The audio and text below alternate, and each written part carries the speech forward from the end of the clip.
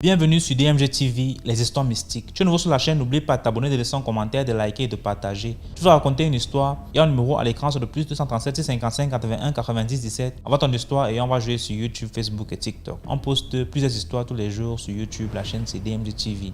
On a aussi une deuxième chaîne YouTube, on poste tous les 14h. La chaîne c'est DMG TV, histoire mystique exclusive. On a une chaîne Facebook DMG TV et TikTok DMG TV. D'ailleurs, les directs c'est sur TikTok les mercredis et vendredis à 20h00 heure du Cameroun.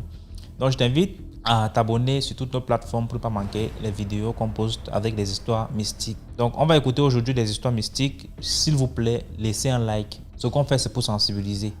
Et donc, première histoire. Bonjour DMG, je suis venue te raconter une toute nouvelle histoire. C'est une histoire que j'ai aussi écoutée au village pendant des vacances que je vais te raconter. Alors l'histoire c'est quoi? On va dire l'histoire on va dire de la génération passée. On est dans les villages du sud, il y a parfois la polygamie. Comme j'avais dit la dernière fois, en fait, tu peux rencontrer une femme comme ça et lui proposer d'habiter avec toi et elle accepte et vous partez. Il n'y a pas forcément de dot, de machin comme maintenant. Voilà. Donc en gros, c'est l'histoire d'un vieil oncle. Il avait donc une femme. Et la femme, ils étaient ensemble depuis, je crois, 5-6 ans. Et elle ne faisait pas d'enfant, tu vois.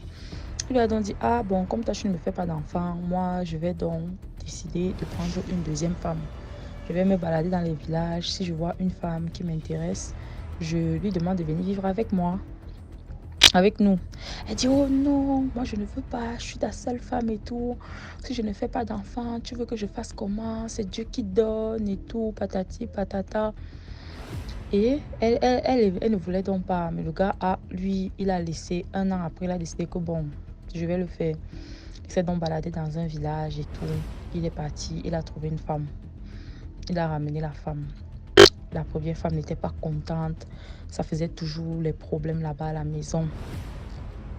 C'est donc comme ça que la deuxième femme, ils sont là et tout. Elle tombe enceinte. Tu vois. Elle tombe enceinte. La première femme ne dit rien et tout. Elle dit que, ah, bon, s'il décide de faire un enfant, je vais laisser au moins qu'il ait un enfant. Parce que, mine de rien, elle aimait quand même son mari. Sauf que c'était une sorcière et son mari ne savait pas. Elle faisait partie du fameux cercle. Vous connaissez déjà ceux qui sont à l'intérieur. Entre autres, Manenette. Donc, elle faisait partie de ce cercle-là. Mais elle aimait son mari, du coup. Elle faisait ses choses dehors. Elle mangeait les gens dehors. Et elle aussi, elle mangeait ses propres enfants. Donc, elle les donnait là-bas pour monter en grade et tout. Voilà. Mais elle s'est dit que si son mari fait un enfant, elle va prendre l'enfant et elle va tuer la deuxième femme. C'était sans son plan. Sauf qu'elle ne savait donc pas que la première femme, elle était aussi blindée. Parce que la mère de la première femme, la mère de la deuxième femme plutôt, pardon. La mère de la deuxième femme était, était aussi une sorcière et elle avait blindé sa fille. Donc, elle avait fait les trucs sur sa fille parce que c'était aussi sa seule fille dans la famille. Elle avait une seule fille et c'était elle. Du coup, elle avait fini de protéger sa fille. Parce que sachant qu'elle aussi, c'est une sorcière, elle a donc protégé sa fille. Et la mère de la deuxième femme était dans le clan sorcier rival. Un clan sorcier rival à côté. Donc, en gros, je réexplique. La femme de mon oncle, la première femme, était sorcière. Et elle ne voulait donc pas que mon oncle prenne une deuxième femme. Et elle mangeait ses enfants, elle donnait ses enfants dans sa secte à elle, dans sa secte à elle, pour monter en grade. Maintenant, quand mon oncle a pris donc une deuxième femme, elle est donc tombée enceinte. Et sauf que la deuxième femme là, sa mère était aussi dans un clan de sorciers rivaux de celui de la première femme. Voilà. Et ça, la première femme ne savait pas qui était la mère parce que dans les trucs de sorcellerie là-bas, ils se connaissaient.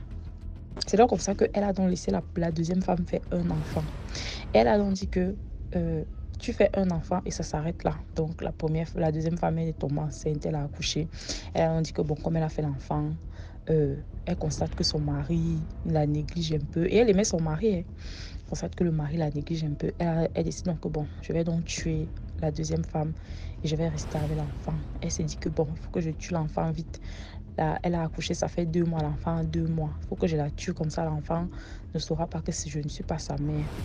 Elle a donc commencé à formater les plans. Elle dit que bon, je vais l'empoisonner mystiquement. C'est comme ça que la deuxième femme dort. Elle va dans ses rêves. Elle veut lui donner à manger. Et dans les rêves, elle invite la deuxième femme. La deuxième femme rêve que quelqu'un, une belle femme, une très belle femme vient. Elles sont amies dans le rêve et la deuxième femme dit que elle était belle et la femme là, elle m'a invitée à une grande fête et tout. Donc, arrivé dans la grande fête et tout, la première femme lui dit que mais non, il faut manger ma chérie, regarde, il y a à manger, il y a à boire et tout, on va danser, on va swinguer et tout. C'est donc comme ça que la première femme dit ok, dans le rêve, elles ont dansé et tout, elles ont mangé, elle a mangé la viande, elle a mangé. C'est comme ça qu'elle se réveille. 2 jours après, bim, elle commence à tomber malade, le ventre commence à gonfler, elle commence à vomir, elle commence à être malade. C'est maintenant la première femme qui s'occupe de son enfant. Elle fait une semaine de maladie comme ça là.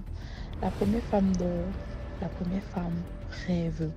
Elle voit la mère de la deuxième femme. La mère de la deuxième femme lui dit que vient la menacer. Elle lui dit si tu ne laisses pas ma fille, si tu n'enlèves pas ce que tu as mis dans ma fille là, toi et moi, ce qu'on va faire, si tu n'enlèves pas ça, elle commence à la menacer. Elle dit je suis où je suis, je ressens que ma fille est en danger, mon unique fille. Si tu n'enlèves pas ce que tu as mis là, et si tu fais quelque chose à ma petite fille, parce qu'elle va accoucher une fille, à ma petite fille, tu vas voir de quel bois je me chauffe. Elle a négligé. Elle a dit tu vas me faire quoi? Donc comme ça que les menaces ont commencé entre les deux femmes. Donc la mère de la deuxième femme et la première femme. C'était que les soirs comme ça là, la mère de la deuxième femme vient dans les rêves. Bagarre. La première femme se réveillait avec les blessures, les bosses. Qu'est-ce qui s'est passé? Elle dit oh je ne sais pas. Oh il y a quelqu'un qui m'attaque. Oh je ne sais pas. Oh elle commençait à accuser son mari. C'est ta famille. Ils veulent me tuer et tout. Ils viennent me taper dans les rêves et tout. Pendant ça la deuxième fois elle était toujours malade. Elle ne pouvait plus s'occuper de son enfant. Ce qui a donc décanté l'histoire, c'est quoi? Parce qu'elle ne voulait pas aussi laisser, elle était décidée à tuer la deuxième femme pour rester avec le bébé parce que plus elle s'occupait du bébé, plus elle s'attachait au bébé parce qu'on était déjà à 2 mois de maladie de la deuxième femme. Voilà, elle était même au bord de la mort, j'ai envie de dire. C'est donc comme ça donc, ce qui a décanté l'histoire, c'est quoi? C'est que la première femme donc, a pris son panier, elle a dit que bon, moi je vais au champ. Elle est partie au champ et tout. Elle est en train de travailler au champ comme ça là. TMG. Elle est en train de travailler au champ, elle est en train de semer les arachides. Elle est l'ASM. Elle entend seulement.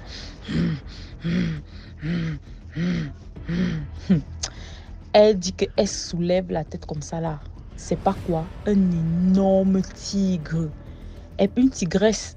Une énorme tigresse est placée devant elle. Donc, juste à quelque part, en fait, c'est déjà que tu es accroupi, tu sèmes les arachides, en fait. Le truc sort de nulle part, tu entends seulement la respiration. Elle dit qu'elle s'est tournée, le tigre avait les yeux rouges, la bave sortait. C'était comme une tigresse enragée, non, à quelque part d'elle. Elle entend seulement la voix qui parle à l'intérieur du tigre. La voix lui dit, voilà la position dans laquelle nous sommes. Qu'est-ce que tu vas alors faire? Qu'est-ce que tu vas faire? C'est ta dernière chance. Tu libères ma fille, tu enlèves ce que tu lui as mis. Parce que dans le rêve que la deuxième femme elle avait fait, on lui avait fait manger de la chair humaine. Et la chair humaine, c'est mortel en fait.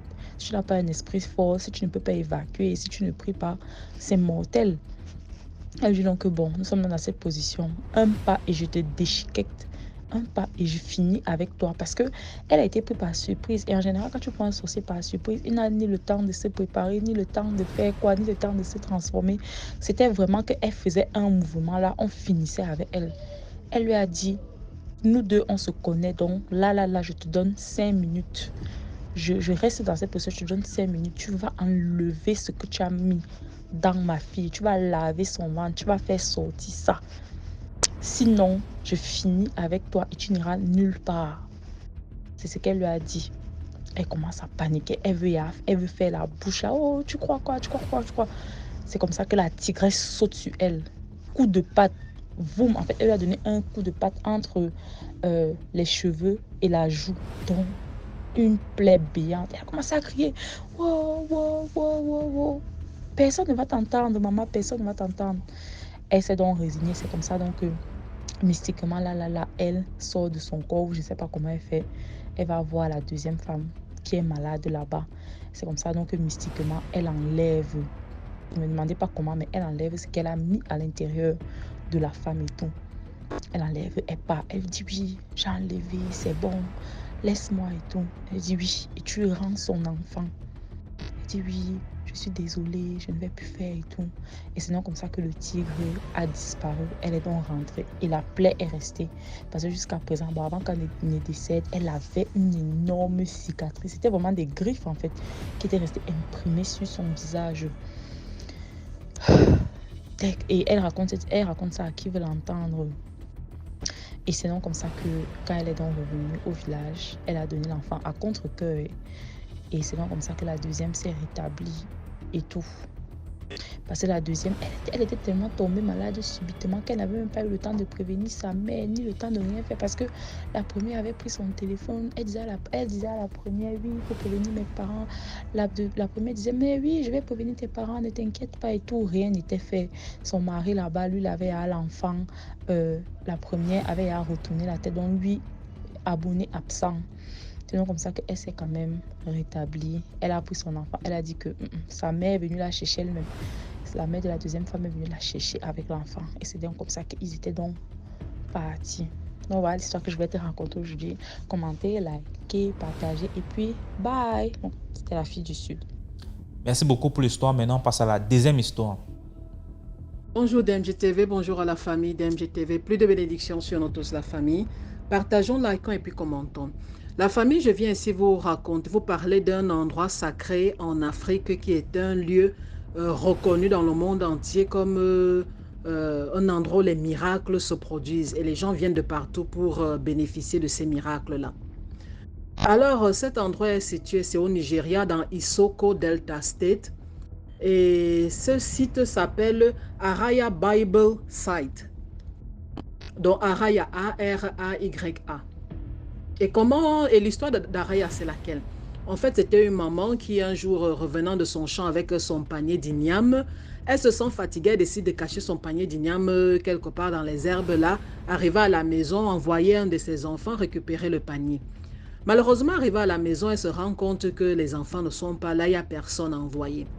Et en plus de ça, il menaçait de pleuvoir. Et dans cette zone-là, quand il pleut, on ne sait jamais quelle est la pluie qui va venir avec une inondation. Et quand il parle d'inondation dans leur zone, c'est en fait l'eau arrive carrément au niveau du milieu de la poitrine d'un homme à la taille normale. Vous comprenez? Et quand vous allez même dans la zone là, vous allez voir, il y a des canaux, des pirogues un peu partout dans les herbes. C'est en fait au cas où, vous voyez, quand il y a inondation, les gars, ils ont leur moyen de transport au calme. Alors la maman, alors voyant la pluie, étant donné que c'était la saison de pluie, elle voit la pluie tomber, elle dit que non, ça peut être l'inondation, ça peut être la pluie de trop qui vient avec quelque chose et ces ignames vont finir dans le ventre des poissons. Elle court, elle prend le chemin de l'endroit où elle avait caché son panier. Mais elle arrive là-bas sous la pluie et elle est choquée de voir un gros livre posé sur son panier d'igname.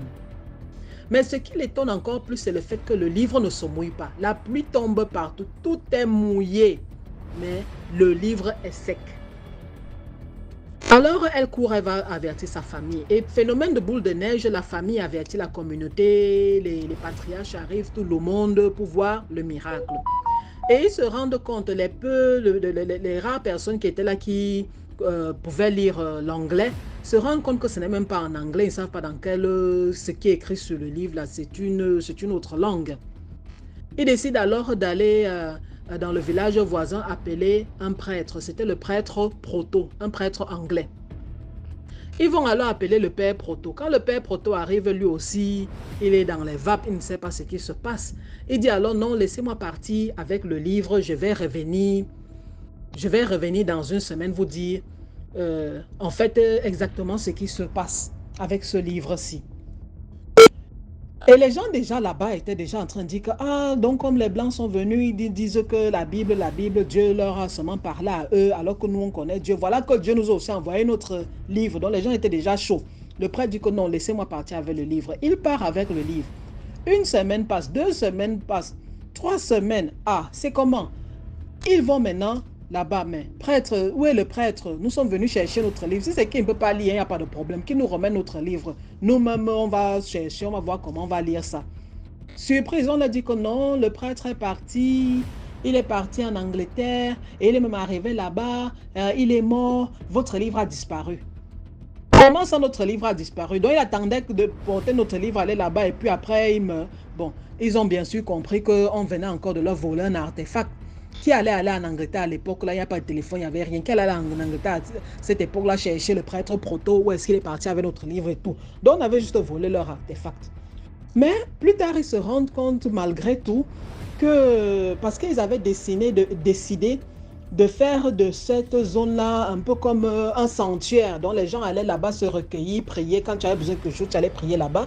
Et ils se rendent alors compte que, mais quand tu pries là-bas, Dieu te donne. Donc, Dieu répond au Sebola, comme il l'appelle, te répond.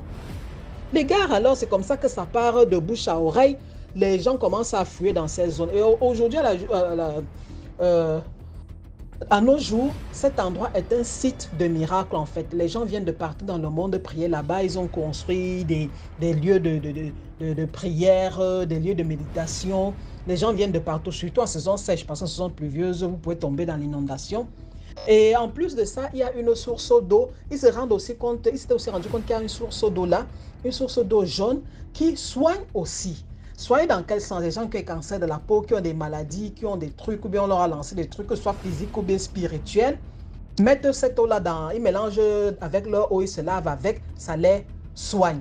Et d'autres même purifient l'eau, comment dire, laissent décanter, que le dépôt là se dépose l'eau propre, bon, l'eau claire. Et au-dessus, ils prennent cette eau, ils purifient et ils la boivent.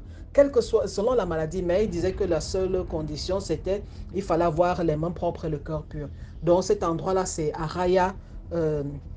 Ils ont dit Bible State parce qu'après, bien sûr, l'église, comme d'habitude, est venue, a voulu prendre, s'accaparer de cet endroit et dire que c'était Bible State, mais les autres religions, les autres croyants, même les traditionalistes ont dit que jamais. Le gros livre qui était tombé là, ce n'était pas la Bible.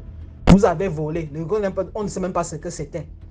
Donc, ne venez pas mettre Bible State. Mais bon, vous savez, ils ont gagné, ils ont écrit Bible State. Alors, la famille, je vous raconte cette histoire, c'est pourquoi? C'est pour attirer notre attention sur le fait que partout en Afrique, nous avons des endroits sacrés avant même que les Blancs n'existent même sur Terre. Nous avons toujours eu des endroits sacrés. Il y a un Credo Motua, qui est un Sangoma, pas un Sanusi, un Sangoma en Afrique du Sud, parlait aussi d'un endroit connu par des initiés où il y avait une pierre, un rocher, et ce rocher avait même une croix marquée dessus. C'était les anciens ancêtres, pas la croix chrétienne, non. Parce que là, nous, en Afrique, on a beaucoup de croix et ces croix-là ont des significations pour nous. C'est un plus sur ce rocher-là. Et sous ce rocher coule une source d'eau cuivrée comme ça. Et la même chose, cette source d'eau, on l'utilise pour faire des miracles avec. Donc, il y en a partout dans le monde entier. Mais aussi, on en a en Afrique en quantité. Nous avons des arbres, nous avons des endroits, nous avons des grottes, nous avons tellement d'endroits. Et nous avons les plantes. Donc franchement, pour ceux qui passent le temps, quand c'est un endroit, on dit que c'est la sorcellerie. Ici, il y a ces sources-là. Même en Angleterre, il y a des sources d'eau qui, depuis la nuit des temps, sont reconnues pour soigner. Il y a des herbes qui sont reconnues pour soigner. Donc arrêtons de, quand c'est en Afrique, c'est sorcellerie, s'il vous plaît. Ok, passez une bonne journée. Bye. Merci beaucoup pour l'histoire. Maintenant, on passe à la troisième histoire. Commentez, likez, partagez. Bonjour DMG. Bonjour à toute la communauté. J'espère que tu te portes bien et merci pour le travail que tu continues de faire pour sensibiliser la société en fait. Alors, je suis venu pour vous raconter ma petite histoire Donc, il faut noter ici que je suis au Cameroun et j'ai fait la rencontre d'une jeune fille. Quelque temps après, j'ai essayé de concrétiser la relation avec elle et puis je l'ai amenée là où je vivais. Je n'avais pas une situation stable parce que je cherchais du travail et tout. Et donc, ainsi que je l'amène avec moi. Et puis, je commence à la présenter à tout le monde. Bon, je l'ai présenté à tout le monde, quoi. Pour que les gens sachent que, bon, voilà ma petite et tout. Je l'ai amenée chez une maman qui avait toujours l'habitude de me conseiller. Parce que, quoi, bon, elle n'aimait pas que je fréquente les filles brunes. Bon, je ne sais pas quel problème elle a avec les filles brunes, mais bon, elle m'expliquait que en fait, les filles brunes sont un peu très compliquées. Ce n'est pas que je les insulte, non. Ou alors, c'est donc ainsi que je la présente à cette fille-là. Que bon, voilà, on peut dire que ça, c'est une de mes mères qui a passé le temps à me conseiller. Elle m'aide dans les conseils et tout et tout. Bon, voilà, si jamais tu as un souci, tu peux venir la voir. Voilà, les jours sont passés. Là où je vivais, c'était difficile pour moi de joindre les deux bouts.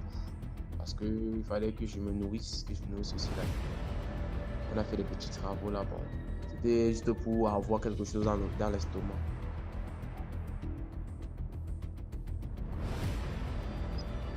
Alors, ce qui se passe, c'est quoi? C'est que je constate que je cherche un peu de l'emploi, mais je ne trouve pas. Je me dirige donc vers un de mes oncles qui me renvoie chez un de ses amis qui faisait dans le travail, qui travaillait dans les choses de maçonnerie et tout. C'est donc ainsi que je me lance de ce côté-là. Je l'amène avec moi, j'amène cette fille avec moi là-bas. On fait un bon bout de temps. Vous savez, quand tu fais des trucs de maçonnerie, tu es paumé, tu es fatigué. Quand tu rentres le soir, je rentrais parfois à 22 heures, parfois à minuit. Je n'avais pas le temps de regarder même de regarder même que bon voilà, je dors avec quelqu'un et puis bon, ça l'énervait que voilà, elle passe toute une journée, elle ne voit pas son gars et je me lève encore à 6 heures pour revenir à 22 heures, soit minuit. Donc c'était un peu très compliqué de pouvoir passer le temps avec elle. Et un jour, elle s'est fâchée, elle est partie, elle s'est levée, elle est partie donc chez la maman dont je vous ai parlé, qui avait toujours l'habitude de me conseiller. Elle s'est levée à minuit, elle est partie. Vous savez, elle est partie dans les kilomètres. Et vous savez bien que dans la ville dans ce pays, parce que je vais te le nom de la ville, c'est très compliqué parce que la nuit, c'est tout un autre monde. C'est donc ainsi elle est partie là-bas. J'ai essayé de la joindre, son numéro ne passait pas. J'ai eu l'idée que peut-être elle peut être de ce côté-là, chez la maman. Quand j'appelle la maman, j'explique à la maman que voilà, bon, ma petite est partie, elle est sortie à minuit et tout et tout. La maman me dit non, il faut venir. Viens, viens, viens. J'arrive, je n'ai pas trouvé la fille là-bas. Bon, j'ai compris que bon, je ne sais pas ce qui s'est passé, mais moi, je n'ai pas tenu compte de ça. Mon problème, c'était juste qu'il fallait que j'emmène la fille avec moi. C'est là où elle s'est fâchée, on a commencé à faire des problèmes d'argent et tout et tout. Bon, parce que bon, je lui avais donné un certain argent parce qu'elle ne voulait plus me remettre l'argent. Tout ceci parce que je n'arrivais pas à la satisfaire. Parce que j'étais paumé en fait, j'étais fatigué tout le temps.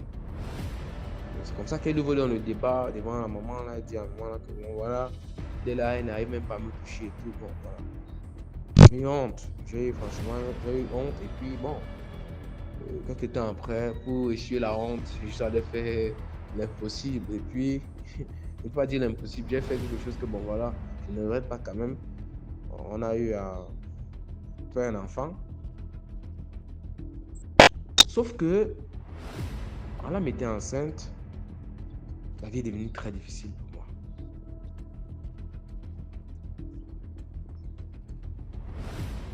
Alors, ce qui se passe, c'est quoi? C'est que quand cette fille tombe enceinte, la vie devient difficile. Je commence à chercher le travail un peu de partout, je ne trouve pas, c'est difficile. Je prends même dans les laveries. Pourquoi on m'emploie? C'est très difficile. Je ne sais pas ce qui m'arrive. C'est donc comme ça que malgré cette souffrance, la maman là, quelquefois nous tendait la main. Elle nous aidait quelquefois avec de quoi manger à des distances. Donc déjà, elle envoyait.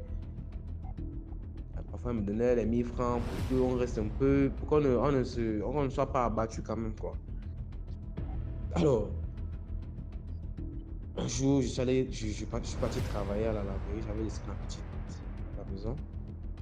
Il y avait des fois, vous savez, la laverie, c'est quelque chose que quand il y a les temps où les voitures, en fait, les voitures ne viennent pas à la laverie. Vous voyez, il y a un temps où tu ne travailles rien de la journée. Il y a des temps où ça te sourit. Ça dépendait. C'était un monde comme ça. Pas stable. Donc, il y avait je suis rentré un soir comme ça, j'ai dit à ma petite que bon, maman, comme tu vois là, je n'ai pas travaillé d'argent. C'était fort aujourd'hui, mais je suis rentré quand même tard. C'est ainsi que ma petite se dit que non, je travaille l'argent et puis je donne ça à quelqu'un d'autre. Une autre fille, quoi. Comme elle est enceinte, peut-être, je ne veux pas la gêner. Je suis parti au travail. En tant que j'avais une tante qui restait dans les parages, là où je travaillais, elle me fait comprendre, elle me demande de dire à ma petite que, comme elle va voyager, si ma petite peut venir rester avec les enfants. Ma petite me dit non, elle ne peut pas venir. Moi, ma grande surprise, quand moi je peux au travail le lendemain matin, le soir, quand il m'avait salué ma tante pour rentrer, je pars trouver la petite là-bas. Je lui demande, mais tu m'as dit que tu ne venais pas avec ton état, c'est là, tu fais même comment pour marcher des kilomètres, qu'on sans gérer un taxi. Tu fais comment? Toute furieuse, vous savez, les nerfs de grossesse et tout. Bon. Elle a commencé à me parler mal. Ça m'a énervé parce qu'elle me parlait très mal. Bon, moi, j'ai porté mon petit sac que je suis parti. Je l'ai laissé là-bas chez ma tante. Moi, me disant peut-être qu'elle va prendre le taxi, elle va venir me retrouver. Ça, c'était au début de mon calvaire, sans savoir.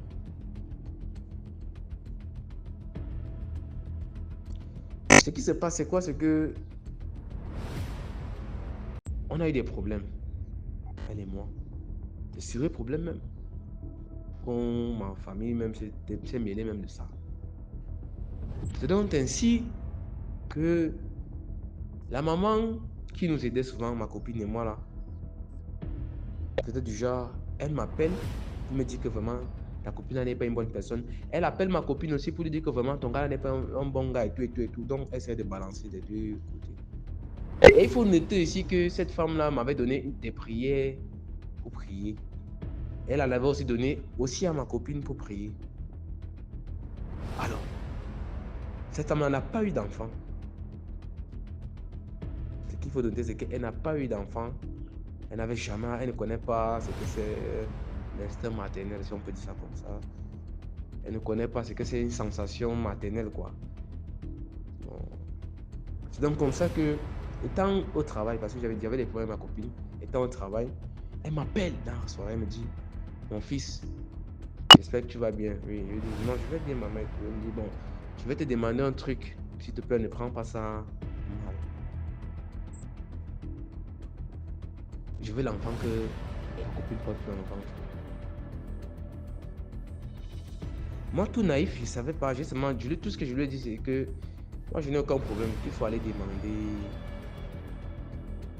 à ma copine pour qu'elle-même te donne. Parce que moi, je n'ai pas de problème avec. Parce que je savais qu'elle n'avait pas enfanté. Pris de bon cœur et de cœur faible que je suis, bon, moi, je me suis dit, je ne sais pas, les situations peuvent arriver. Elle veut peut-être au moins qu'elle ne meure pas quand même comme ça, sans moins laisser quelqu'un sur la terre et tout. Voilà. C'est donc comme ça que ça m'a sonné bizarre. Les problèmes entre ma copine et moi ont continué à s'intensifier de jour en jour. Ça a été très grave. Au point où je m'ai bastonné, les gens m'ont tapé et puis je suis parti. Ma famille maternelle a convoqué une réunion familiale pour que j'y sois. On comprend ce qui se passe, que du coup, parce que j'avais dit qu'à cause de ça, j'abandonne l'enfant, je ne veux même plus voir la fille. Il avait porté ses affaires sur une laisser m'attendre là où elle vivait. C'est comme ça que ma famille a organisé une réunion en question. Je suis parti, j'ai hésité même à partir, mais je suis parti quand même. Et puis en arrivant, on a commencé à parler. C'est là où l'histoire sort maintenant que la maman là avait aussi, en fait, elle hébergeait une fille aussi, à qui elle avait demandé l'enfant. La fille avait refusé. Et la fille avait appelé ma copine pour dire à ma copine que, comme tu vois là, la maman là va te demander l'enfant un jour. N'accepte pas. Notons ici que cette femme-là est veuve. Et son mari, d'après le dit, c'est que le mari de cette femme-là était sorcier. C'est-à-dire que les sorciers entre eux qui se connaissent. Alors que quand l'histoire s'expose comme ça là, devant tout le monde, on dit qu'elle voulait... Parce que j'avais dit devant tout le monde qu'elle m'a appelé, elle m'a dit qu'elle veut l'enfant et tout et tout. C'est la même version que ma copine sorcier, qu'on lui avait aussi demandé notre enfant. Et après la réunion, ma copine et moi s'est arrangé devant tout le monde et tout. Voilà, j'ai décidé de la reprendre avec mon enfant qu'elle portait quoi. Quelques temps après, elle nous appelle, la femme là nous appelle. Elle me dit, elle appelle ma copine. Elle dit à ma copine, vraiment, c'est comment? On dit que, ma copine lui joue un jeu, elle lui dit que non, comme tu vois là, vraiment, le gars là dérange et tout, voilà, il est tout en dernier. Elle me dit donc que, elle dit à ma copine que non, comme tu vois là, vraiment, il est trop têtu, je lui ai parlé. Elle m'appelle maintenant sans savoir que ma copine et moi on est proches. Elle m'appelle, elle me dit que, oh, vraiment, comment ta copine là, vraiment, elle est têtue, comment comme ça là? Vraiment, je ne la sens plus en connexion. Donc, en fait, les prières qu'elle avait données à ma copine, c'était une façon d'être en connexion avec l'enfant que ma copine portait dans le ventre. Elle dit qu'elle était en phase d'initiation de mon enfant en fait. Elle était en train d'initier mon enfant dans le ventre de ma copine. Parce qu'il faut noter aussi là qu'apparemment elle-même elle est sorcière. Parce que quand ma copine a arrêté de prier, elle avait ressenti ça. Elle m'a dit ça que ta copine ne prie plus. Pourquoi? Pourquoi?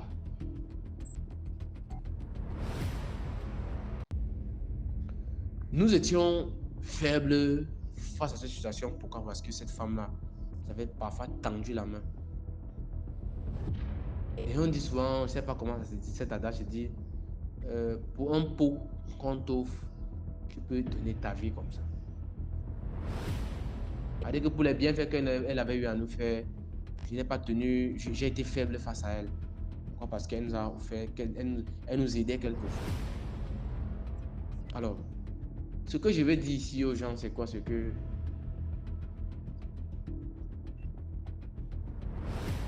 n'acceptez jamais rien pour rien. Parce que quoi? L'homme ne peut pas venir comme ça pour rien dans ta vie, jamais. Il vient pour un but, pour t'atteindre toi. Vous voyez un peu? Moi, j'étais naïf, tout comme ma copine. Parce qu'on était naïf, on n'avait personne qui pouvait bien nous guider dans ça. Parce qu'il faut noter aussi que ma copine restait quelquefois chez elle. Pour que ma copine vienne même me voir, c'était difficile. Elle refusait quelquefois même que ma copine vienne me voir. Elle refusait. On dirait même que c'était son enfant. Alors qu'elle ne connaissait même pas l'enfant, la fille en question. Donc méfiez-vous des bons cœurs que les gens vous font sur cette terre. Méfiez-vous énormément. Quelque part de donner quelque chose sans attendre rien en retour, jamais, c'est impossible. C'est impossible. Elle se disait que peut-être en faisant des petits trucs qu'elle faisait, ces magouilles de sorcellerie là, elle se disait que vraiment je devais te faire et puis je devais donner mon enfant comme ça. Donc c'était un peu ça ma petite histoire que je voulais vous raconter. Pour que si quelqu'un se sent faible et qu'il y a quelqu'un à côté qui lui tend la main, on ne refuse pas, il ne faut pas toujours refuser parce qu'on peut se faire des idées que la personne ce n'est pas une bonne personne et pourtant c'est une bonne personne. Faisons juste très attention. Ici, c'était ça ma petite histoire. Merci beaucoup pour l'histoire. Maintenant, on passe à la 4e histoire. Bonjour DMG et bonjour à tous les auditeurs de DMG TV. J'espère que tout le monde se porte bien. Alors, ça fait un bon moment que j'ai découvert la chaîne et j'ai pris le temps d'écouter plusieurs histoires. C'est devenu mon quotidien. Quand j'ai un peu de temps, j'écoute les histoires et je suis toujours aussi passionnée. Et ce qui me fait plaisir et c'est aussi le message qui est diffusé à la fin. Et c'est également ce qu'on retient des histoires qui est important pour moi. Donc aujourd'hui, j'ai décidé de raconter aussi mon histoire parce que j'en ai plusieurs. Et ça fait un moment que j'hésitais. Et aujourd'hui, j'aimerais bien me raconter mon histoire parce que je trouve qu'il y a quand même, pour cette première histoire, je trouve qu'il y a un petit truc mystique là-dedans. Donc voilà, comme j'ai eu l'habitude de l'entendre, liker, commenter, partager et faites connaître la chaîne afin que plusieurs personnes soient édifiées à la fin de chaque histoire. Merci. Alors, je vais commencer mon histoire.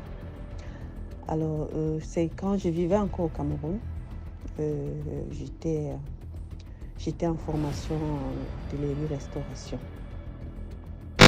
Et ma grande sœur nous avait acheté un ordinateur. Elle a mis la connexion.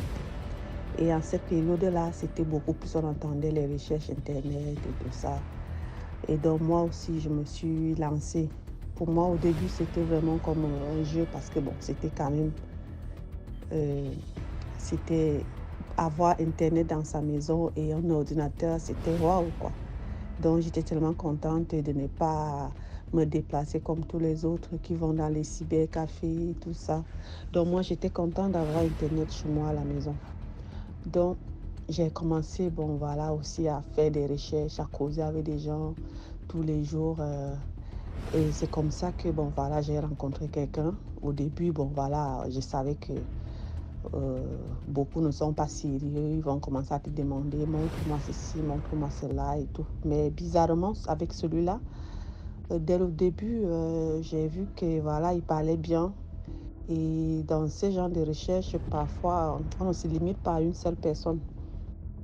On a souvent une personne, deux personnes avec qui on cause en espérant que parmi ces personnes-là, qu'il y ait au moins une personne qui s'avère un peu vraie.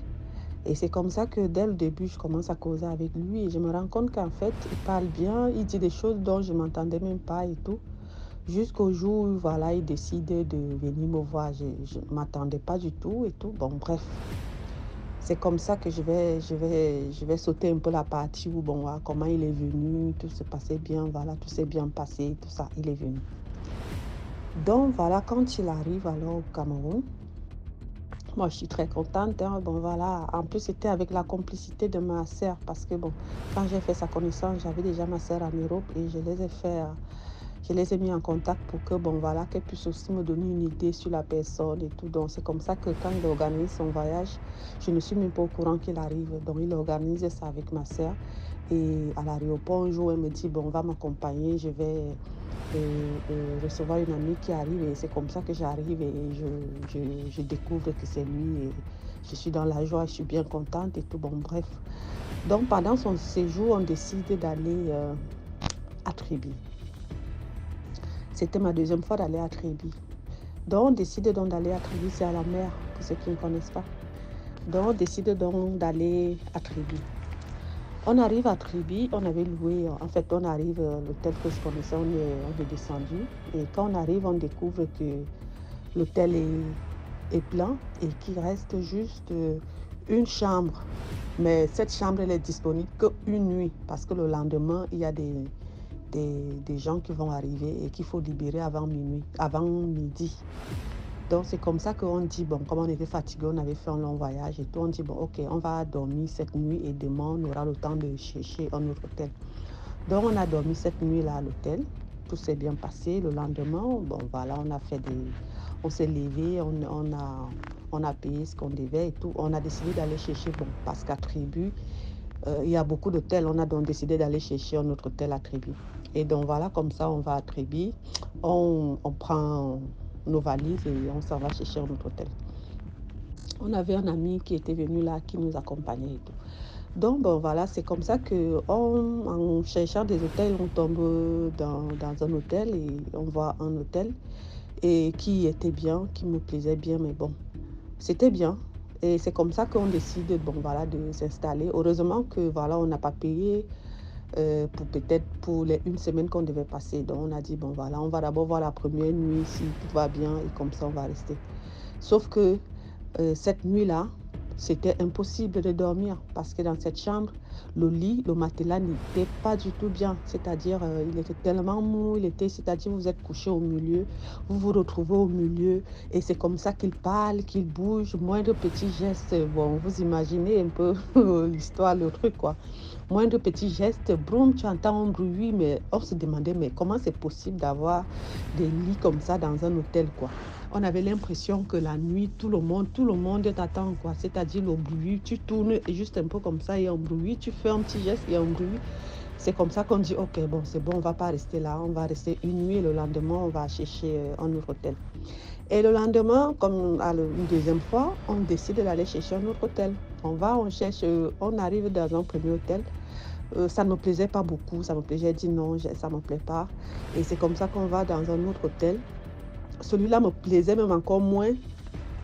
Mais chose étrange, chose bizarre, c'est que quand on est arrivé à l'hôtel, je n'aimais pas trop. Il y avait quelque chose, je ne sais pas quoi, mais je n'aimais pas. Mais quand il a commencé à nous faire visiter les chambres d'hôtel, il a choisi une chambre, il nous a fait visiter un peu. Bon, et dans cette chambre-là, je vois qu'il y a une Bible qui est posée sur le chevet du lit. Et je me dis, bon, en ce moment-là, j'étais chrétienne et tout ça. J'ai dit, ah, bon, l'hôtel ne me plaît pas, mais il y a quand même une Bible. Bon, je ne sais pas pourquoi, mais en tant que chrétienne, quand tu vois une Bible posée quelque part, tu te dis, ah, il y a quand même quelque chose qui peut te faire rester, quoi. Et je me dis, ah, ça peut être un endroit bien et tout, bon, puisqu'il y a une Bible, quoi. Donc, je dis, ok, on va rester. Moi, je le dis dans mon cœur, mais je ne l'ai pas dit j'ai pas dit que non, qu'on allait rester parce que j'ai vu une Bible. Je lui dis, ok, comme il y a une Bible et que, en plus, mon mari, lui, l'appréciait, lui, il aimait bien l'hôtel et tout. Bon, je dis, mon mari, bon, mon ami en ce moment-là, il appréciait bien l'hôtel. Et c'est comme ça que moi, je décide enfin, je dis, ok, on prend l'hôtel alors, on prend la chambre, il n'y a pas de souci. On prend la chambre. Et bon, voilà, on dépose nos valises et tout. Comme il y avait un ami qui nous accompagnait, il nous dit, bon, en attendant, on va d'abord prendre une bière au bar. Donc, on s'en va au bar, ils prennent la bière. Bon, comme déjà dès le début, l'hôtel, je n'aimais pas trop et tout. Moi, je leur dis, bon, moi, je suis fatiguée, je vais plutôt aller me coucher, quoi. Donc, moi, je les ai laissés, lui et mon ami, au bar, continuer à boire leur bière. Et moi, je suis rentrée dans la chambre d'hôtel. J'ai pris ma douche, tranquille, je me suis installée. Et comme, bon, voilà, il se faisait un peu tard et tout, je me suis dit, bon, comme il se fait tard, comme il n'est pas encore arrivé, boire ses bières et tout, je vais, en attendant, lire la Bible. En attendant, lire la Bible. Alors, je m'assois sur le lit, je prends la Bible qui était posée juste sur le chevet, là. Je l'ouvre, je vous assure, DMG TV, quand j'ai ouvert cette Bible, vous savez, les caricatures qu'on fait souvent sur les démons, avec les cornes, un peu comme un démon qui sort de l'enfer, avec une queue énorme, les gros yeux, les trucs, les démons. C'est-à-dire, quand j'ai ouvert la Bible, c'était comme des hallucinations. J'ai commencé à voir les images des démons, les images des trucs. C'est-à-dire, vraiment, je te jure que ça s'est passé en quelques secondes. J'ai ouvert comme ça et bim, ces images-là ont commencé à défiler dans ma tête. J'ai refermé la Bible à l'instant. Et quand j'ai refermé la Bible, les images ont disparu. Dans ma tête, je me dis, je suis peut-être fatiguée, tout, bon, j'ai des hallucinations, bon voilà, j'ai même frotté mes yeux comme ça. Et quand je frotte mes yeux, je me dis, bon, ce n'est pas possible que ce genre d'images défilent dans ma tête. Ou alors, à l'instant là, je me dis, c'est peut-être le diable qui veut m'empêcher de lire la Bible. Donc voilà, il vient me faire défiler ce genre d'images. Une deuxième fois, j'ouvre la Bible. Et quand j'ouvre la Bible, et là, c'était encore plus fort. C'était comme si il venait m'attaquer, même genre, je vois les images des démons, du diable, de Satan, de trucs et tout. J'ai refermé cette Bible-là. À l'instant, j'ai refermé. Les images ont disparu. Je suis restée un moment comme ça. J'ai dit, mais qu'est-ce que ça veut dire ça? Bon, en tout cas, j'ai dit, oh, je ferme cette Bible-là et je l'ai déposée là. Je vous assure, DMGTV, même à mon ami qui était là, je ne lui ai pas dit ça. Je l'ai déposée et je me suis couchée. J'ai dormi. Enfin, j'ai dormi quand il est arrivé. Bon, moi, je dormais, je ne sais même pas à quel moment il est arrivé. Et chose bizarre, c'est que, bon, voilà, je ne sais plus combien de jours on a fait dans cet hôtel. Et tous les jours on a fait dans cet hôtel, je n'ai même plus touché à cette Bible. Même quand j'essayais de suyer un peu, de nettoyer les trucs comme ça, je passais à côté. Je ne voulais même pas toucher.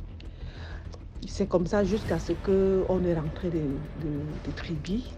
Et cette histoire-là, jusqu'à aujourd'hui, elle m'a toujours marqué et je n'ai jamais compris. Peut-être que les gens dans les commentaires me diront vraiment ce que c'est. En essayant de raconter ça à quelques personnes, il y en a qui m'ont dit que généralement dans les hôtels, si tu trouves une Bible, il ne faut pas la toucher, il ne faut pas l'ouvrir.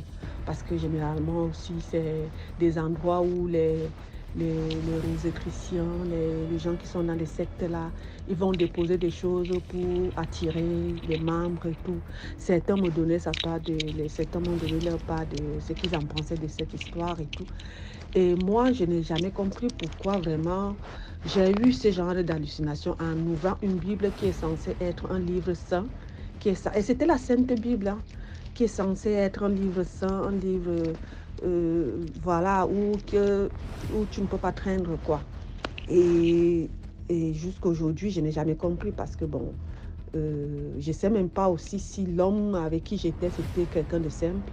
Parce que lui, il aimait bien l'hôtel et tout. Quand on est arrivé, il aimait bien. Mais moi, j'avais un truc que je n'aimais pas, quoi. Lui, il était bien, il a aimé l'hôtel et tout. Il était bien, quoi. Et parfois aussi, moi, personnellement, j'ai commencé à me demander, mais est-ce que lui-même, là, il n'était pas aussi un peu bizarre? Parce que même parfois, même les Blancs qui arrivent là, c'est des gens qui sont aussi dans des trucs, hein. Ils ne viennent parfois, il y en a qui viennent en Afrique juste parce que, bon, voilà, ils veulent venir expérimenter quelque chose ou alors ils veulent venir vous introduire dans des trucs bizarres et tout ça. Et comme chez nous, c'est vraiment très facile, voilà, d'avoir des gens et de réussir à faire ce qu'on est venu faire. Et d'un autre côté aussi, bon, voilà, moi, je n'ai jamais compris pourquoi on posait des Bibles dans l'hôtel. Bon, bref, depuis ce jour-là, moi, si je vois une Bible dans l'hôtel, je ne la touche plus. Parce que, bon, voilà, c'est comme beaucoup, la majorité m'ont quand même dit la même chose, qu'il ne faut jamais toucher si tu vois une Bible à l'hôtel. Et donc, bon, je viens aussi, donc, par cette histoire, dire aux gens que, bon, voilà, il faut vraiment faire attention. Ce n'est pas, comme on dit, ce n'est pas tout le monde qui, tous les endroits, les Bibles, quoi, qui sont dites saintes. Par cette expérience-là, j'ai compris que toutes les Bibles ne sont pas les Bibles saintes, quoi, ou les Bibles. Ça pouvait même peut-être être une image que moi je voyais une Bible alors que c'était autre chose. Donc il faut vraiment faire attention. C'est pareil avec les hommes quand tu rencontres un homme qui te montre qu'il aime Dieu et tout. Et toi aussi tu tombes amoureuse parce qu'il te dit qu'il aime Dieu alors que derrière ça, il n'aime pas vraiment Dieu. Il a déjà une idée derrière la tête et tout ça. Et par cette histoire, j'ai compris que vraiment il faut faire attention, que c'est pas tout ce qu'on voit qui est censé être bien, qui est bien, quoi. Et donc voilà, je voulais par cette histoire aussi dire à mes frères vraiment de faire attention. Et si vraiment dans les commentaires, il y en a qui peuvent m'expliquer aussi ce phénomène-là, qu'est-ce qui s'est réellement passé cette nuit-là, je n'ai rien compris jusqu'à maintenant. J'essaye de me dire que bon voilà, c'était vraiment pas quelque chose de bien, quoi. Il y a quelque chose qui s'est passé, je ne sais pas quoi, je ne sais pas si ça m'a laissé des séquelles, parce que même depuis cette histoire, quelque temps après, quand on est rentré à Yaoundé, je suis tombée gravement malade. Je suis tombée gravement malade et jusqu'à aujourd'hui, je ressens ce mal-là. Après Tribi, j'ai toujours en moi cette maladie-là que j'ai eue après le retour de Tribi. Elle est toujours là parce que je la ressens toujours. C'est à partir de ce jour que j'ai commencé à avoir un certain mal quelque part. Et ce mal-là, il est toujours là, il est toujours présent. Aujourd'hui même, il est encore de plus en plus fort. Je ne sais pas si ça m'a laissé quelque chose, si vraiment ces trucs-là se sont introduits en moi ou pas, je ne sais pas. J'aimerais vraiment que vous me donniez des explications, que vous me conseillez un peu qu'est-ce que ça pouvait bien être, quoi. Merci de m'avoir écouté. Et à la prochaine fois pour une autre histoire. Merci beaucoup pour l'histoire. Maintenant, on passe à la 5e histoire. Likez, s'il vous plaît. Coucou, bonsoir DMG, j'espère que tu te portes bien. Désolé pour le silence parce que je sais que je t'avais écrit depuis. Je devais raconter une histoire, je devais te conter une histoire, pardon. Et là, en fait, j'étais dans une période où je passe ma soutenance. Donc, j'étais vraiment pas disponible. Mais là, je suis disponible. Alors, vraiment, ce que je disais, ça fait 2 ans déjà que je te suis. Et vraiment, je suis fier de ce que tu fais. Je suis vraiment de tout cœur. Je commente toujours, je partage sur YouTube. Alors, je te raconte l'histoire depuis le Gabon, à Libreville. Je suis gabonais. Et l'histoire que je vais te conter, c'est l'histoire de la fille de ma bailleresse. Voilà. Qui était à OIM avant qu'elle puisse venir chez Libreville. Alors, l'histoire se passe à OIM. D'accord. La fille de ma bailleresse, je vais l'appeler Nadia. Elle avait sa copine que je vais appeler par exemple Amina. Ok. Alors, Amina avait un copain qui était très ami avec Nadia. Donc, la fille ma bailleresse que je considère comme ma petite sœur. Et les deux, vraiment, le courant passait. Vraiment, le courant passait, ils se kiffaient bien et tout. Alors, qu'est-ce qu'Amina a fait? Comme elle a constaté que sa copine Nadia s'entendait bien avec son mec. Voilà, donc elle soupçonnait que les deux sortaient ensemble. Et voilà, c'est comme ça, elle se rapprochait de sa copine Nadia, pose la question que voilà, je te vois avec mon mec, vous êtes collés, qu'est-ce qui se passe? Nadia a répondu à Amina que non, mais écoute, puisque moi j'aime pas être ami avec les filles, elles ont trop de manières. Moi je suis ami avec ton mec parce que c'est comme ça, moi je suis ami avec plusieurs garçons même d'abord. Et puis le courant passe et tout, on est des bons amis, il n'y a rien qui se passe. Moi je ne peux pas te faire taper d'eau. Du coup tu es ma copine. C'est comme ça, bon. Amina n'a pas compris, hein. Je ne crois pas qu'elle a cru ce que Nadia lui a dit. Et là après, elle se retourne vers son ami.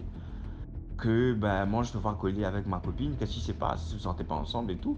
Bah, le gars lui dit non, on ne sort pas ensemble. On ne sort pas ensemble, on n'a pas de lien. On n'a aucune relation, si ce n'est une relation amicale et tout. Alors, sur cette phase-là, ça passe, d'accord, ça passe un moment.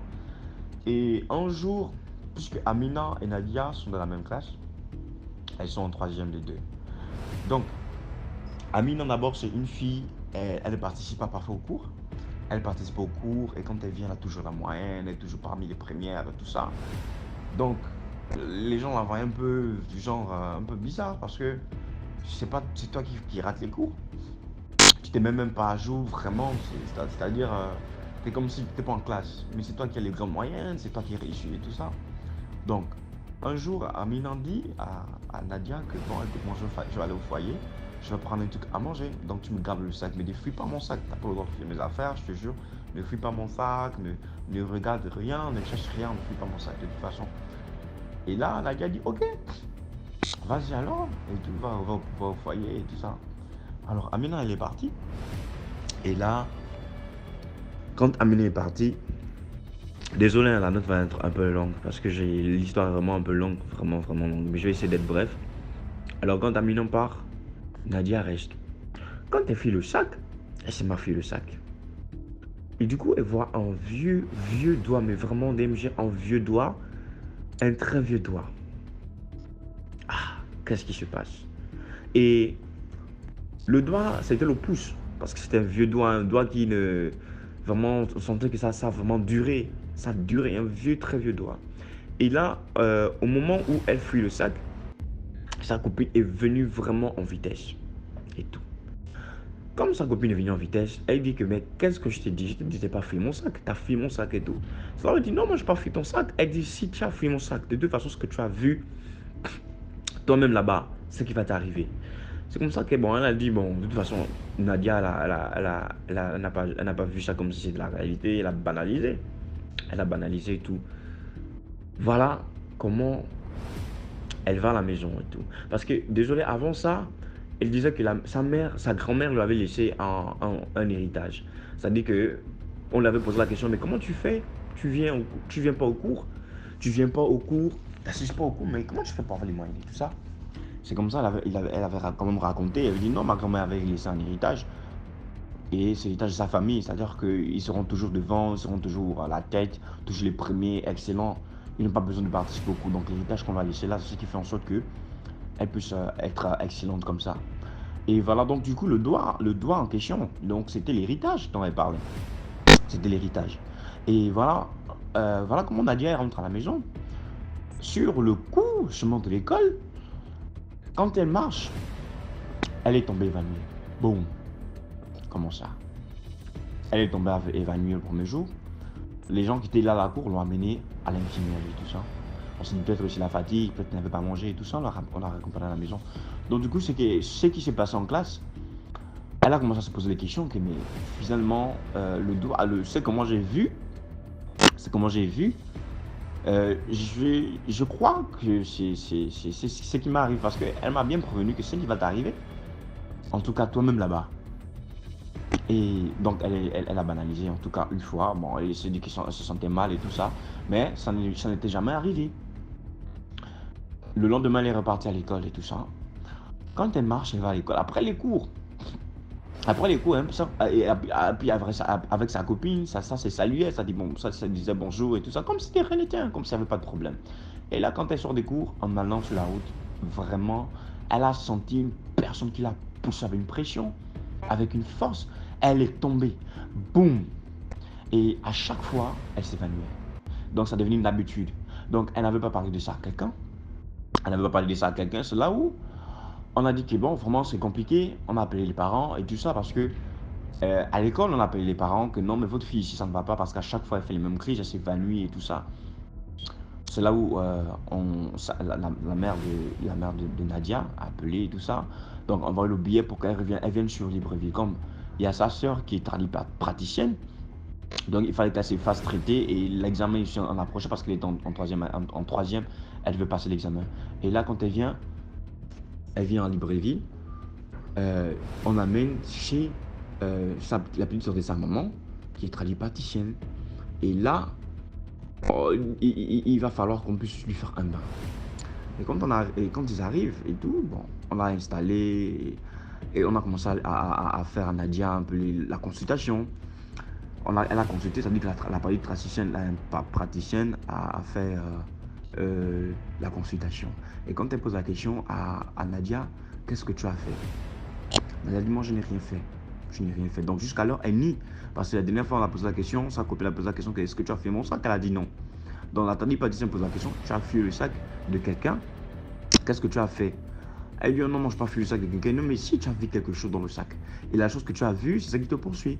Parce que dès lors que tu as vu ça, elle a su que tu avais fouillé son sac. Et donc quand tu as vu, il y a des esprits qui te poussent. Donc les esprits là te mettent les balayages, les esprits te mettent les gifles, et c'est ce qui fait en sorte que tu tombes à chaque fois. Donc, et finalement, elle a fini par avouer que non, c'est vrai. Mais elle dit, mais non, la tradipraticienne a dit que mais si tu aurais dit à maman ce que tu sais que s'était passé, ça ne devait pas arriver. Et donc là, elle juste assure que ce qui va se passer après, mais vraiment c'est compliqué. Donc ils ont commencé à faire un peu de médicaments et tout ça, parce que la tradipraticienne a dit que non, ces esprits-là sont finis pour finir avec toi. Parce que ce que tu as vu, ah non, il ne fallait pas que tu voies. Donc il faut que soit tu meurs, soit tu vas perdre la parole et tout ça.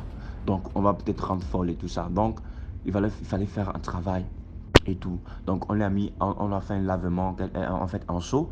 Elle devait laver le corps de 24 heures et 6 heures également. Donc non, 24 heures et 3 heures. Donc premier show, 24 heures, elle est partie à la douche. Donc vraiment, il n'y avait personne, il n'y avait pas les gens. Elle est partie se laver, elle a fait le premier show. Ok, ça allait. Donc 3 heures, le deuxième saut, il fallait qu'elle fasse le deuxième saut. Elle est partie à la douche. Donc vraiment, la douche était un peu éloignée du banja. Donc nous aussi au Gabon, on appelle le banja. Donc c'était le temple de Bouiti, là où ils font des tradipraticiens. Là, les tradipraticiens soignent les gens. Donc la douche était un peu éloignée. Et voilà comment quand elle rentre à la douche, elle était prête à enlever le pan. Voilà comment elle voit quelqu'un, une personne, mais vraiment un vieux, habillé avec un pan noir, mais vraiment noir, qui dit que non, mais voilà, quand on vous dit de ne pas toucher les choses des gens, mais tu vas mourir, tu vas voir ce qui va t'arriver. Donc elle se dit que peut-être c'est un passant, quelqu'un qui passe, et de toute façon, une personne qui passe, et comme les gens, c'est un peu un endroit où on fait les banjas, donc voilà, quelqu'un peut passer, comme la personne peut se dire que moi je suis venu pour me faire soigner par exemple. Donc Nadia, elle elle ne prête pas attention. Donc au moins elle va enlever le pagne pour faire le bain, mais elle entend la voix là. Oh non, tu vas voir ce qui va t'arriver et tout. Quand vous n'allez pas fouiller les choses des gens, ne pas toucher les choses des gens, vous aimez toucher et tout ça, tu vas mourir. Mais DMG, quand elle se tourne pour regarder, c'est-à-dire l'endroit où elle se trouve, c'est pas un endroit où quelqu'un va se cacher, où il n'y a pas vraiment d'endroit. C'est-à-dire que si la personne marchait et quand elle s'est retournée, le temps que la personne. Donc c'est-à-dire que l'esprit qui est venu par là a disparu. Mais DMG, quand elle a tourné la tête, quand elle a regardé personne, elle a couru. Donc le pan est même tombé là. Donc elle a couru, elle est partie expliquer à sa tante, qui est tradipraticienne, que voilà ce que moi j'ai vécu et tout. Quand je suis parti faire le bain, que mais effectivement c'était le grand-père. C'était le grand-père de la jeune fille. C'était le grand-père de la jeune fille qui est venu l'avertir. Donc du coup, elle va raconter à la tradipraticienne ce qui s'est passé. Et la tradipraticienne dit que non, c'est son grand-père qui est venu et tout ça. Donc il fallait faire les bains, donc les bains qu'ils ont fait. Ça allait un moment, ça allait parce qu'il fallait qu'elle retourne pour passer le BPC. Et ça c'était un peu, les crises étaient un peu arrangées, ça allait. Donc quand elle est retournée à Oyem, c'est une ville du nord du Gabon, quand elle est retournée pour apprendre, donc la copine, quand elle a vu la copine et tout ça, la copine a dit que mais toi tu viens encore. Donc elle a vraiment fait comme si de rien n'était et tout ça, elle a dit que oui, pourquoi tu voulais que je meure, moi je suis là, je vis et tout ça. Donc c'est ce qui s'est passé. Voilà un peu l'histoire. Donc quand elle a passé le BPC, mais quelques temps après, elle avait repris les crises, parce que même quand elle était partie en examen, elle est partie dans cette situation. Vraiment, ça n'allait pas, elle tombait tout le temps évanouie. Donc après ça, il y a aussi sa tante, qui est la petite sœur de sa mère. Donc une autre était la petite sœur de sa mère, donc était également une sorcière, parce que le nom qu'elle porte, c'était le nom de sa tante. Donc c'est son homonyme. Donc le nom là, c'était une porte d'ouverture qui faisait en sorte que la tante en question se l'enfant. Donc prenait les chances de l'enfant. Mais vraiment, c'est une histoire que je vais venir raconter une prochaine fois. Donc à propos de la copine de Nadia qui était la sorcière, donc en fait qu'elle a fouillé le sac de quelqu'un. Voilà, donc les esprits là se sont retournés contre elle, vraiment DMG. Donc les choses qu'elle voyait, les yeux étaient ouverts, le grand parc qu'elle a vu, les esprits qui la mettaient, les balayages et tout ça.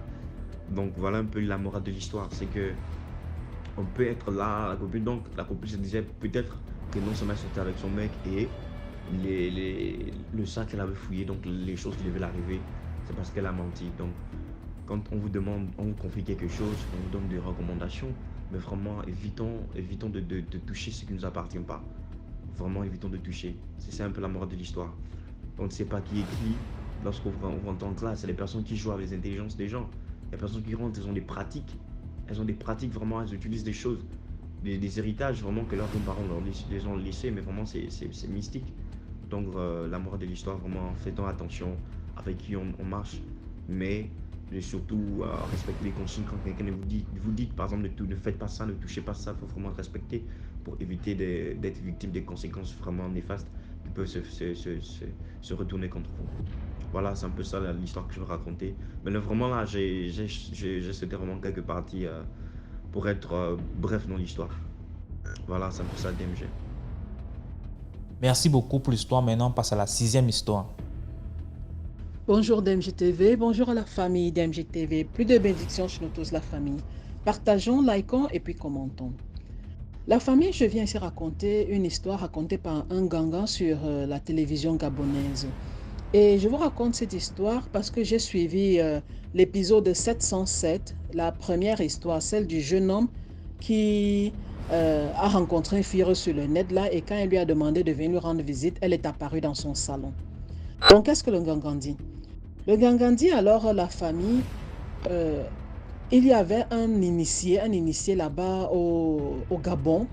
Et cet initié-là, quand par exemple les familles d'un malade allaient lui rendre visite pour leur poser leur cas, lui, qu'est-ce qu'il faisait? Après avoir fait la consultation pour voir si la maladie était spirituelle, il disait à la famille du malade, bon, vous partez, hein, j'arrive. Et imaginez un peu que généralement, la famille de ces malades-là venait de très loin. Ils pouvaient être venus après 2 jours de route, une journée entière de route. Donc, ils disaient, non, vous rentrez, j'arrive. Et quand la famille alors arrivait auprès de leurs malades dans l'autre province, ils étaient choqués d'y trouver le Nganga qui était arrivé depuis plus d'une journée ou bien 2 jours et était là en train de soigner leurs malades. Donc, ils ne comprenaient pas comment est-ce que le monsieur comment est-ce qu'il s'était déplacé. En fait, ce Nganga gabonais racontait cette histoire pour expliquer qu'il y a parmi eux certains qui ont cette possibilité-là de se déplacer, de se téléporter en fait. Vous comprenez? Mais il disait aussi que cette habilité-là demande beaucoup d'énergie. Donc, ce n'est pas tout le monde qui a la possibilité de le faire. Et généralement, il faut remplacer cette énergie perdue-là. Et je vous raconterai aussi ce qu'un Ogon, je crois que c'est comme ça qu'on les appelle au Bénin, un Ogon initié là-bas, racontait toujours sur cette capacité-là, ce pouvoir qu'avaient nos ancêtres. Et qu'est-ce qu'il dit? Il dit, au temps des guerres inter-royaumes, il y avait une initiation qu'on faisait à certains guerriers, dont les plus forts là, à certains guerriers qui permettaient que ces guerriers-là pouvaient se dédoubler. Donc ces guerriers-là pouvaient lutter à plusieurs fronts au même moment. Et quand l'un de leurs clones était tué à l'un des fronts, le clone réapparaissait dans une chambre secrète, était revitalisé et réenvoyé au front. Vous comprenez? Donc, et il disait aussi qu'il y avait, dans le cas des familles royales, il y avait certains membres de la famille royale, comme le roi par exemple, et peut-être les princes et héritiers et tout ça, on leur faisait le même rite. Ce qui fait que si quelqu'un, par exemple, était assis à un certain front et voulait, par exemple, tuer le roi, tu agressais le roi, tu lui faisais quelque chose, tu étais surpris d'entendre que celui que tu as tué là-bas, il est encore au palais royal là-bas en train de manger les cuisses de poulet. Donc, mais il dit que finalement, après un certain temps, ils avaient dû restreindre ce pouvoir-là, comment dire, réduire le nombre d'initiés et faire ce truc-là secret parce que il y avait des gens qui utilisaient mal le pouvoir, en fait. Ils utilisaient pour faire de mauvaises choses.